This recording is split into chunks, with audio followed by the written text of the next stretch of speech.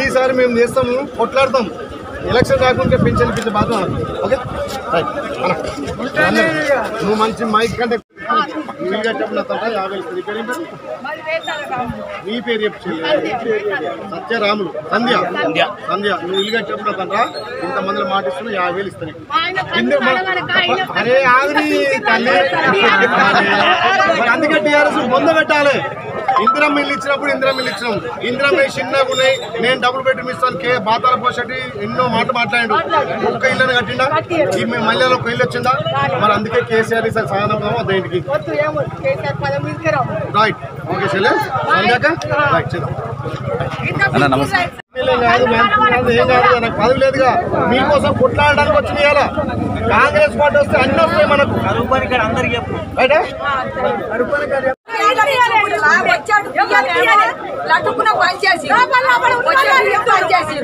మరి 4 ఏళ్ళ చచ్చిపోయి అవి ఎవరు తింటుర్రు?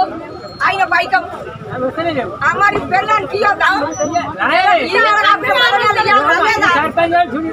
కూడా ఇయ్యరు. ఇదేనా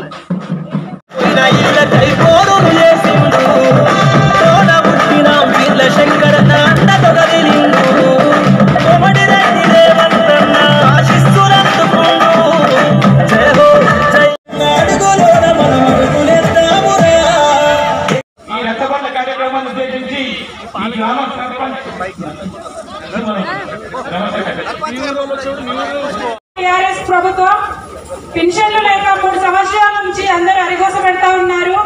అలాగే రేషన్ కార్డులు లేవు. ఇప్పుడు వచ్చేసరికి పేర్లు ఉంటే ఎక్కించుకోండి, కొత్తగా కోడళ్ళు ఉంటే ఎక్కించుకోండి, అలాగే చిన్న పిల్లలు ఉంటే ఎక్కించుకోండి అని చెప్తా ఉన్నారు. అట్లా అని చెప్పేసి ఎవరి కార్డులు వాళ్ళకు ఇవ్వాలని ప్రభుత్వాన్ని మనం డిమాండ్ చేస్తా ఉన్నా కానీ, ఎన్ని రాస్తారోకోలు చేస్తున్నా, ప్రభుత్వంతో ఎంత కొట్లాడుతున్నా కానీ ఈ రోజు నాటికి 3 సంవత్సరాల నుండి పెన్షన్ మాత్రం వాళ్ళు అమలు చేయడం లేదు.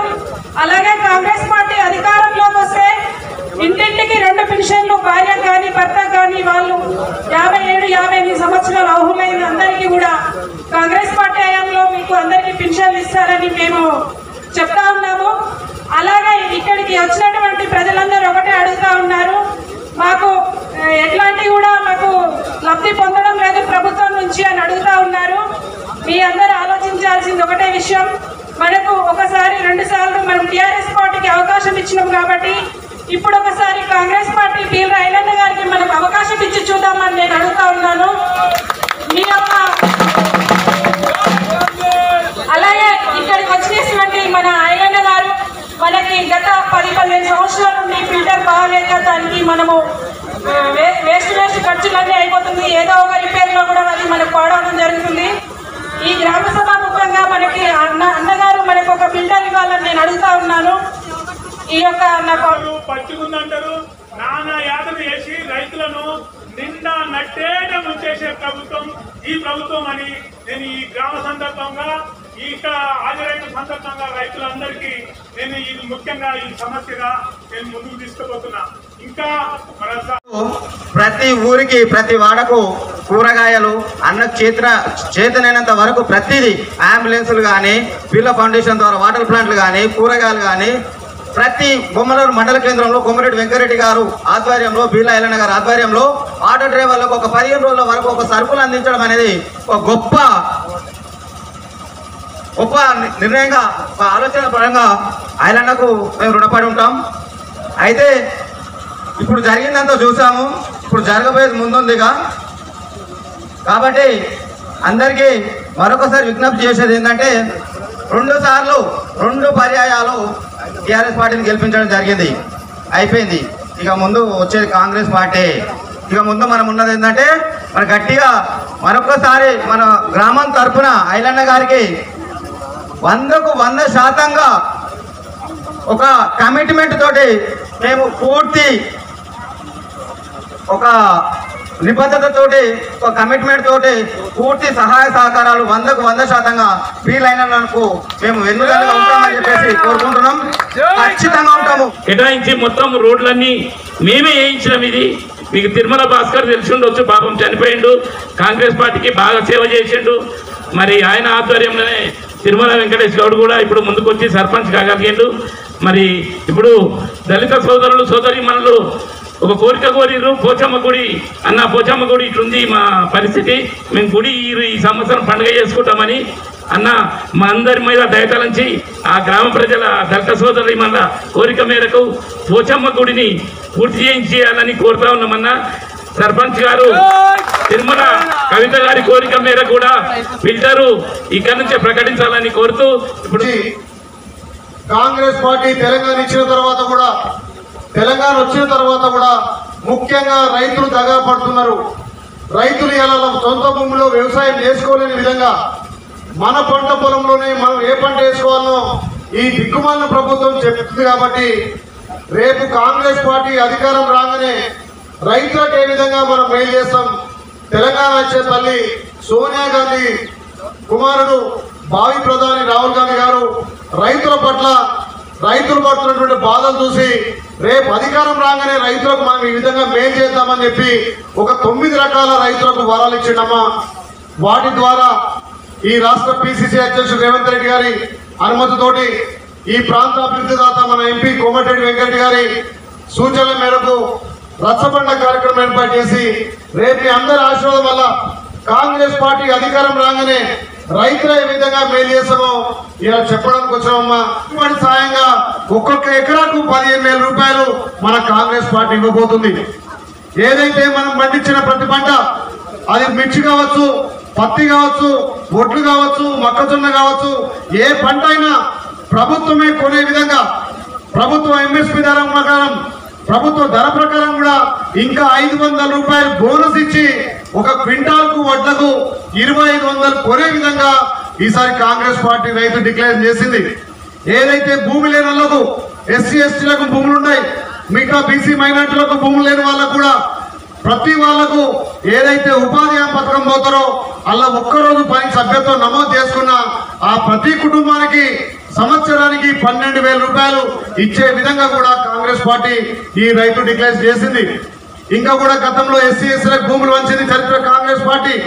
ఇలా కేసీఆర్ కొత్త ధరణి చట్టం తెచ్చిండు, మన భూములు కూడా మన పేరు మీద లేకుండా చేసిండు.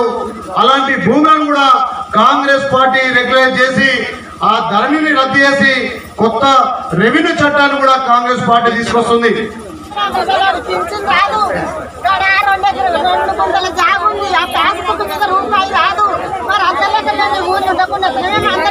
దానికోసమే కొట్లాడుతున్నాం.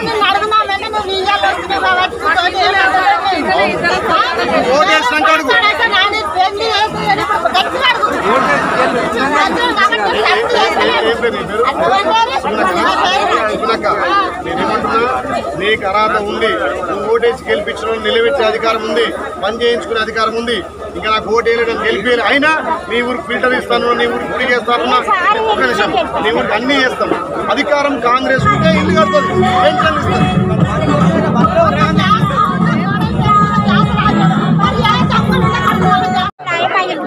అందుకే కేసీఆర్ ఏమన్నా సునక్క కేసీఆర్ అక్క ఏమన్నా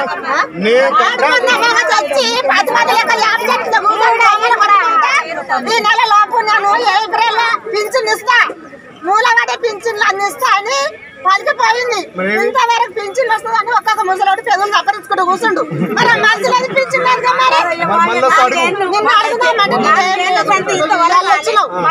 మొగడు చచ్చి ఇప్పుడు 8 ఏళ్ళు మంచివాడు రాజా మేక లేడు.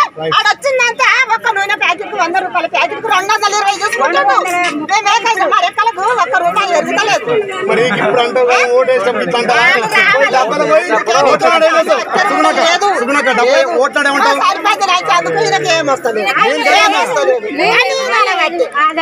కావాలంటే మీ తాను ఒక ఆయుధం ఉంది, అదే ఓటు. ఓటు ద్వారా పనిచేయను దించాలి, పని చేసేటోని గద్దెనెక్కియాలి, అదే ఒకటి వస్తాం. ఓట్లు ఏమంటే బిడ్డ నాకేమిస్తావు, నాకేమంటే అట్లా కాదు, ఖచ్చితంగా ఓటేయాలి, గెలిపేయాలి. మా ఊరి సర్పంచ్ అయితే మా ఊరి బాధ్యత అంతా ఇప్పుడు మా ఊరు గ్రామ పంచాయతీ పెద్ద మనిషే కదా సర్పంచ్. ఆ గుడి కూడా ఎవరు ఉండొద్దు, మొత్తం నువ్వు ఉండి చేయాలి.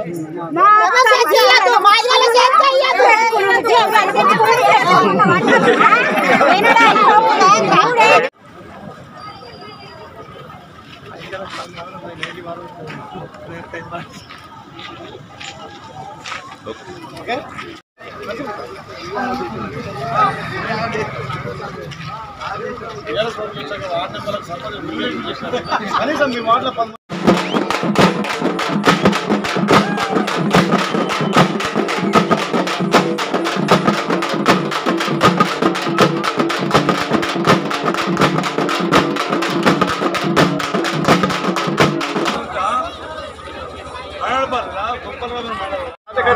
दवाड़िया छो बातें करो छो आयोजन से नमस्कार पाए बीआरएस से अपन कांग्रेस पार्टी इंचार्ज बिरला इलाना आए थे बिरला इलाना आशीर्वदिंचलो से ओटे कालम बिरला इलाना एमएलए करनो नेक्स्ट एमएलए बिरला इलाना कंपल्सरी వచ్చా जरा कांग्रेस के लोग तप्पु जातो याडी पाइन से राम राम करो काय कनका तो कांग्रेस टीआरएस प्रभुत्व अपने आयोजन 8 वर्ष ये प्रभुत्व आयोजन अपने बतुकुले कतो सुचारू उद्योग परंगा घरे परंगा कुणसी विधालू अपने काय सहकारम किदी काय किदी कोने जन्ना पूरक अपने ब्रतुकु अब्बी हनुज कत्रायक अमरवीरुले त्याग मी तेलंगाण आयोजक अपने नई प्रभुत्व जण अपने काय ई छने काय उद्योगम दुचुकन को केसीआर घराने उद्योगम कनको उद्योगम చేసా డబుల్ బెడ్రూమ్ ఇండ్లు కనుకో ఓ ఇండ్లు పే చేయని సరిగా పింఛన్ भी केनी आरी कोनी अब जेर काबट्टी तुमसे आलोचना करो कांग्रेस प्रभुत्व रचना अपना इंदिरम्मा इंड्लू दिनी केनी पिंचन रहते पिंचन देनी जन्ना मस्त सहकारालय किरी अब भी अपने तरह अपने भविष्य तो अपने आप कतो अपने भविष्य तो देखता हनुच कनीस अपने छुचारू भविष्य आचरण अपने तांडे काय समस्या परिष्कार वेड़कन कतो फस्ट ऑफ ऑल अपने आचस नायकुडुना गेलसानो जेर काबट्टी तुमसे आलोचना करो बिरला ऐलन्न काय कोरोना काल में मात्र कष्ट कालम आया तो एमएलए गोंगेडी सुनीता अपने काय ई किदिकोनी काय कतो हवे वस्तुవుల పరంగా कुणसे काय ई देर गए कुछ है काय हनुकन कन कजगुण भी आपदा में एक एमएलए अपने तांडे एक आपदा आरो एक समस्या आरो कन कतो धांसन आवाजुगा रेनो ऊ कुणसे कन कतो बिरला ऐलन्न छे ఏ ఆపద వచ్చినా అన్నానంటే నేను ఉన్నా అని అన్నా బిర్లా ఐలన్న కాబట్టి మనమందరం కాంగ్రెస్ పార్టీకే ఓటు వేసి గెలిపించాలని మనవి చేస్తున్నాను సేయన ఆలోచన కరో బాయో యాడియో కుయికరన్ కాంగ్రెస్ పార్టీని ఓటు గాలో బిర్లా ఐలన్న ఎమ్మెల్యేగా గెలిపించో ఆయన సమస్యలు రతై సరే పరిష్కారం కర్లచా అన్న ఇంతటితో నా చిన్న ఉపన్యాసం చేస్తూ అన్ని విధాల మనకు తోడ్పాటుగా ఉంటున్నాడు మరి దయచేసి మరి అన్న చేస్తున్న అభివృద్ధి కార్యక్రమాల పట్ల మనందరము గమనించి ఈసారి ఎమ్మెల్యేగా గెలిపించుకున్నట్టయితే మనకు ఎన్నో అభివృద్ధి కార్యక్రమాలు జరుగుతాయి కాబట్టి దయచేసి మీరంతా అన్నను ఆస్వాదించాలని కోరుతూ మరి ఈ అవకాశం ఇచ్చిన పెద్దలకు ధన్యవాదాలు తెలుపుతూ ఇప్పుడు అన్న విలైలన గారిని మాట్లాడవలసిందిగా మైలారం కిందితండ అమ్మలక్కలందరికీ కూడా రామ్ రామ్ గారికి అదేవిధంగా జీవిలాల్ గారికి మండల పార్టీ అధ్యక్షుడు బాలునాయక్ అన్న గారికి అదేవిధంగా మల్లేష్ అన్న గారికి వెంకటేష్ గారికి శ్యామల్ రెడ్డి అన్న గారికి ముఖ్యంగా చెల్లె మీ భాషలో ఎంతో మంచిగా చెప్పింది మీ గురించి చెల్లె కూడా కొట్లాడుతుంది తెలంగాణ వచ్చిన తర్వాత మా గూడాలు ఏమన్నా మా అన్నయ్య మా తండాల పేరు చెప్పుకొని ఓట్లు దండుకొని తండాలను గ్రామ పంచాయతీ చేస్తున్నాడు ఏదో పేరుకే గ్రామ పంచాయతీ చేసి తప్ప ఇక్కడ ఎలాంటి అభివృద్ధి కార్యక్రమాలు చేపట్టలేదని చెప్పి చెల్లె కూడా బాగా వివరించింది కాబట్టి మనం రైతులం మనం ఊరేస్తే ఇంత మనకు తినడానికి వస్తుంది 4 రూపాయలు వస్తే పోరాల చదువులకు అవుతాయి మన జీవనం గడుస్తుంది ఇంత పశువులకు గడ్డి అవుతుందని ఒరేసుకుంటాం ఈ ప్రాంతం ఎక్కువ ఒరే పడుతుంది కాబట్టి ఒరేసుకుంటాం ఒరేద్దన్న ముఖ్యమంత్రి దేశంలో నెంబర్ 1 కేడీ అంటే మన కేసీఆరే డబ్బులు పోయినాక కిరాత వేస్తే మరి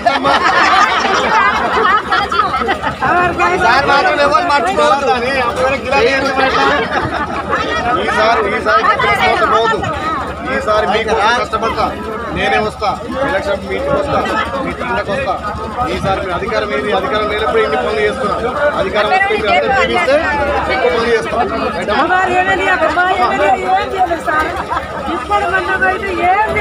నువ్వు ఓటేస్తే ఇక్కడ ఎమ్మెల్యే అవుతాడు ఇక మేము మర్చిపో రాదు వస్తే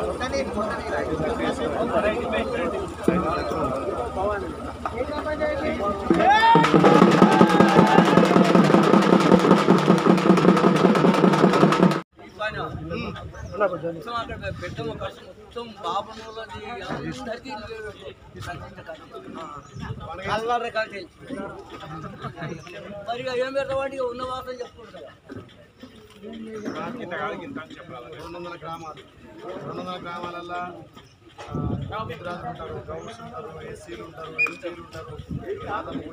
తెలంగాణలో రైతులు అరిగోసపడుతున్న ఉద్దేశంతో భావి ప్రధాని రాహుల్ గాంధీ గారు మొన్న మే 6 తారీఖు నాడు వరంగల్లో రైతులను ఉద్దేశించి రైతుల కోసం ఏదైతే డిక్లరేషన్ ఇచ్చిండో ఆ రైతు డిక్లరేషన్ రాష్ట్ర వ్యాప్తంగా పిసిసి అధ్యక్షులు రేవంత్ రెడ్డి గారు అదేవిధంగా ఈ ప్రాంత అభివృద్ధి దాత ఎంపీ కోమటిరెడ్డి వెంకరెడ్డి గారి ఆదేశాల మేరకు ఆలేరు నియోజకవర్గంలోని సుమారు ఇప్పటికీ 120 గ్రామాలలో రచ్చబండ పూర్తి చేసుకుని ఇలా బొమ్మలరామడం మండలంలోని మైలారం గ్రామంలో రచ్చబండ కార్యక్రమం నిర్వహిస్తున్నాం. ముఖ్యంగా శ్రీమతి సోనియా గాంధీ తెలంగాణ కళ నెరవేర్చిన తర్వాత కూడా ఇక్కడ రైతులు అరిగోసపడుతున్నారు. ఈ 8 సంవత్సరాలలో రైతులను మొత్తం నడ్డి విరిచే విధంగా రైతులు పండించిన పంట కొనలేని స్థితిలో ఈ కేంద్ర రాష్ట్ర ప్రభుత్వాలు ఉన్నాయి.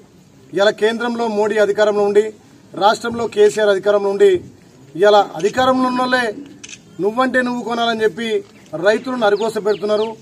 రైతులు 6 గాలం పండించి ఇలా పంట చేతికొచ్చిన తర్వాత ఐకేపీ సెంటర్ దగ్గర 2 నెలలు వెయిట్ చేయాల్సిన అవసరం వస్తుంది. ఆ 2 నెలలు వెయిట్ చేయలేక చాలా మంది రైతులు అప్పులు సప్పు చేసిన వాళ్ళంతా కూడా ఇలా అడ్డికి పావుసేరు.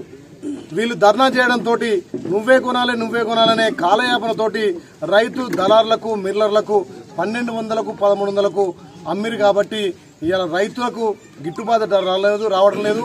ప్రభుత్వం ఎంఎస్పీ ప్రకారం మద్దతు ధర 1960 రూపాయలు కూడా ఎక్కువ రైతులు అమ్ముకోలేకపోయారు.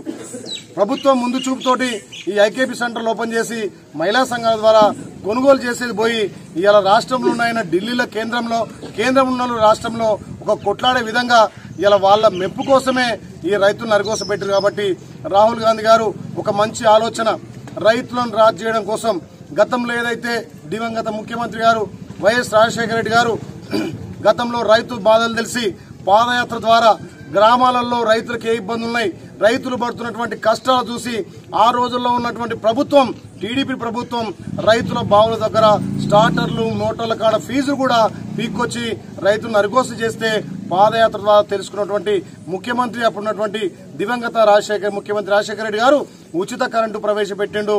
అదేవిధంగా రైతులు అప్పులు సప్పులు చేసిరు. ప్రభుత్వ బ్యాంకులలో పాస్బుక్లు తాకట్టు పెట్టి బంగారం తాకట్టు పెట్టి ఏకకాలంలో 1,00,000 రుణమాఫీ చేసిన ఘనత కాంగ్రెస్ పార్టీది. ఏదైతే మాటిచ్చి రుణమాఫీ గానీ ఉచిత కరెంట్ ఇచ్చిన ఘనత కాంగ్రెస్ పార్టీది. కాబట్టి ఇప్పుడు ఈ 8 ఏళ్లకు కూడా ప్రభుత్వాలు వచ్చిన తర్వాత రైతులను విస్మరించుకుంది. ముఖ్యంగా ఈ బొమ్మల రామారం, తుర్కాపల్లి, లంబడి తండాలు, ఎస్టీ తండాలు ఎక్కువ ఉన్నాయి. గతంలో ఇందిరాగాంధీ గారు ఎస్టీల పట్ల ప్రేమ చూపించి వాళ్లకు భూములు లేవనే ఉద్దేశంతో భూములు వస్తే ఇలా అభివృద్ధి పేరు మీద కేసీఆర్ భూములు గుంజుకుంటున్నాడు. ఆ భూములను కూడా కొత్త ధరణి చట్టం తెచ్చి ఇలా ధరణిలో కొత్త పోర్టల్ తెచ్చి ధరణి ద్వారా ఏదైతే ఎస్టీల భూములను మాయం చేసే విధంగా ఉన్నాయి. కాబట్టి ఇలా రాహుల్ గాంధీ గారు ఏదైతే సీలింగ్ భూములున్నాయో, ఫోర్డ్ భూములున్నాయో, ఇలా అసైన్ ల్యాండ్లు ఉన్నాయో, ఎవరైతే ఎస్టీఎస్ఎల్ పట్టాలున్నారో కబ్జాకున్నారో వాళ్ళందరికీ పట్టాలు కూడా ఇచ్చేయి ఈ ధరణి చట్టాన్ని రద్దు చేసి కొత్త రెవెన్యూ చట్టం కూడా ఇలా తీసుకోవడానికి ఈ రైతు డిక్లరేషన్ ఉంది. అదే కాకుండా ఈ ఏదైతే ఎన్ఆర్జీఎస్ ఉందో కేంద్రంలో కాంగ్రెస్ పార్టీ మన్మోహన్ సింగ్ గారి నేతృత్వంలో, సోనియా గాంధీ నేతృత్వంలో ప్రతి వ్యవసాయదారుడు కాడ ప్రతి ఊర్లో కూడా కూలీలు బయట వలసపోవద్దని చెప్పి జాతీయ ఉపాధి హామీ పథకం ఎన్ఆర్జీ తీసుకొచ్చిన ఘనత కాంగ్రెస్ పార్టీది. ఎవరైతే భూములు లేని వాళ్ళు జాతీయ ఉపాధి హామీ పథకంలో కూలికి పోతారో ఒక్కరోజు సభ్యత్వం నమోదు చేసుకున్నా సరే, ఒక్కరోజు కూలికి పోయినా సరే ప్రతి కుటుంబానికి 12,000 రూపాయలు ఒక సంవత్సరానికి ఇచ్చే విధంగా రైతు డిక్లేర్ చేసింది. అదే కాకుండా అకాల వర్షాల వల్ల పంట నష్టపోతే కూడా పంటా బీమా కల్పించింది కాంగ్రెస్ పార్టీ. ఈ రకంగా రైతులకు 9 రకాల రాజును చేయడం కోసం రైతు తన సొంత పొలంలో తానే నిర్ణయించిన పంట వేసుకునే విధంగా ప్రతి పంటను కూడా ప్రభుత్వం కొనే విధంగా ఈ రైతు డిక్లరేషన్ ఉంది. కాబట్టి ఇలా ఆలేరు నియోజకవర్గంలో ప్రతి గ్రామాన రైతులు జేజేలు పలుకుతున్నారు. మళ్లీ రైతు రాజ్యం రావాలంటే మళ్లీ గతంలో ఏదైతే కాంగ్రెస్ పార్టీ ఇంప్లిమెంట్ చేసిందో ఏకకాలంలో రుణమాఫీ గాని, ఉచిత కరెంటు గాని, రైతులకు ఇలా యంత్రాలను కూడా సబ్సిడీ మీద ఇచ్చింది, విత్తనాలు సబ్సిడీ మీద ఇచ్చింది, ఎరువులు సబ్సిడీ మీద ఇచ్చింది. కాబట్టి మళ్లీ కాంగ్రెస్ వస్తేనే రైతులకు మేలు చేద్దని చెప్పి ప్రతి రైతు కూడా ఈ రచ్చబండ కార్యక్రమంలో స్వచ్ఛందంగా పాల్గొని ఇలా జయప్రదం చేస్తున్నారు. అదే కాకుండా ఇలా ఆలేరును ఎడారి చేసిరు.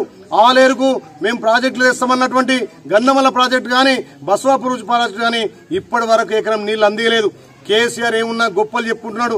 ఇలా యాదగిరిగుట్ట పేరు మీద అభివృద్ధి పేరు మీద ఇలా కొల్లగొట్టి ఇక్కడ ప్రజలను మొత్తం నిట్టేట ముంచినాడు. ఇలా బసవపూర్ కింద భూములు పోయినాలు గాని ఇక్కడ గంధమల్ల కింద పోయినాలు గాని అయోమయంలో పరిస్థితున్నారు.